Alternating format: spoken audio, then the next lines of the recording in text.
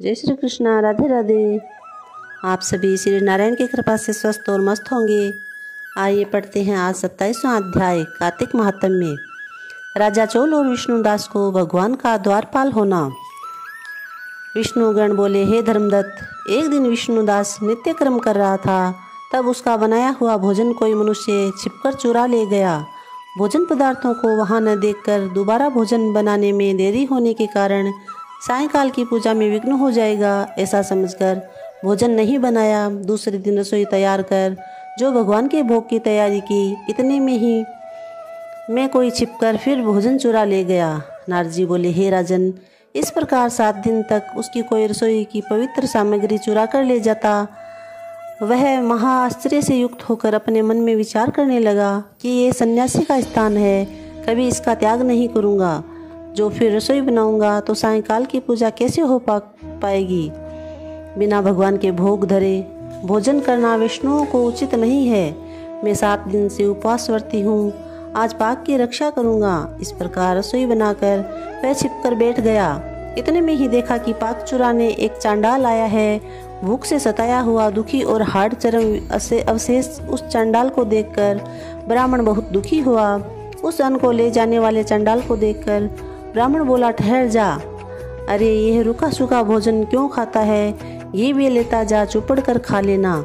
ऐसे कहते हुए ब्राह्मण उसके पीछे पीछे दौड़ा। उस आते हुए ब्राह्मण को देखकर डर के मारे चांडाल तेजी से दौड़ा और मूर्छित होकर पृथ्वी पर गिर पड़ा।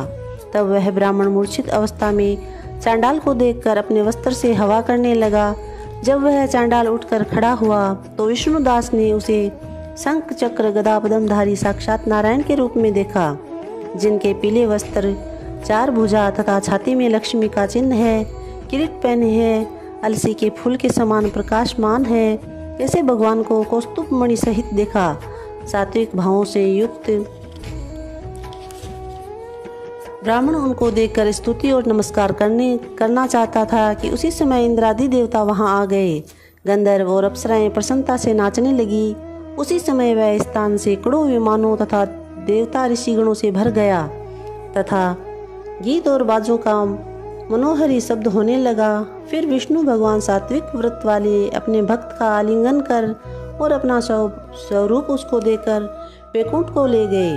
सुंदर विमान में बैठे हुए विष्णु के समीप जाते हुए विष्णुदान को यज्ञ में दीक्षा युक्त राजा चोल ने देखा। वैकुंठ लोक को जाते हुए विप्र को देखकर अपने गुरु मृदुगल को बुलाकर राजा चोल बोला, जिसकी स्पर्धा से मैंने यह यज्ञ दान आदि किया था, वही विष्णु रूप धारण करने वाले ब्राह्मण वैकुंठ को जा रहा है। दीक्षा लेकर मैंने इस वैष्णव क्षेत्र में हवन किया है और दानादिक से ब्राह्मणों का मन प्रसन्न किया है, परंतु आज तक विष्णु मुझसे प्रसन्न नहीं हुए। विष्णुदास की भक्ति से ही प्रसन्न होकर भगवान ने उसको साक्षात्कार दर्शन दिया। इससे ज्ञात होता है कि दान और यज्ञ से विष्णु भगवान इतने प्रसन्न नहीं होते जितने भक्ति से प्रसन्न होते हैं। गण बोले, तब राजा ने अपना भांजा गद्दी पर बैठाया, क्योंकि वह बचपन से ही यज्ञ की दीक्षा में रहा था। इसी से उसके कोई पुत्र नहीं हुआ। इससे अब तक उसके देश में भांजा ही राज्य के अधिकारी होते चले आ रहे हैं। पश्चात चोल यज्ञशाला में जाकर अग्नि के आगे खड़ा होकर विष्णु से प्रार्थना करने लगा, हे विष्णु, मुझको मन, वाणी और कर्म से स्थित भक्ति दो। यह कहकर राजा सबके देखते देखते अग्नि में कूद पड़ा। तब मुद्गल ने क्रोध से अपनी शिखा उखाड़कर घेर दी। तभी से उसके गोत्र से मुद्गल शिखाहीन होते आ रहे हैं। तब ही अग्निकुंड से प्रकट हुई भक्त वत्सल भगवान ने राजा चोल को आलिंगन करके अपने श्रेष्ठ विमान में चढ़ा लिया और अपना स्वरूप देकर उसको सब देवताओं समेत वैकुंठ को ले गए।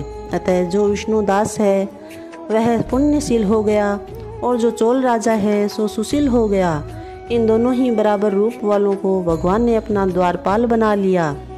ओम नमः शिवाय। जय श्री कृष्णा। राधे राधे।